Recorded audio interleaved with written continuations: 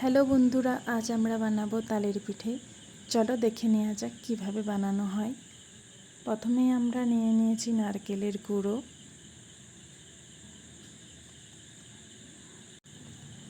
তারপর আমরা চালের গুঁড়োর সাথে তালটাকে ভালোভাবে মেখে নেব, তাতে একটু জল দেব না।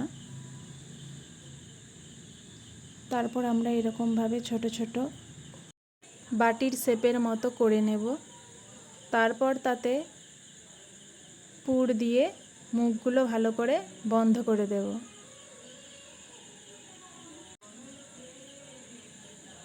এই রকমভাবে আমরা নানা শেপে পিঠেগুলোকে তৈরি করে নেব।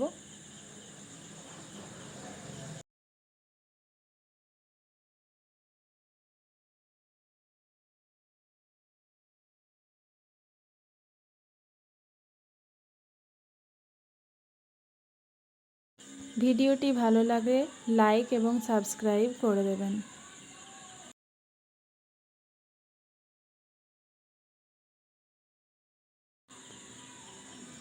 এইভাবেই তৈরি হয়ে গেল আমাদের গরম গরম তালের পিঠে।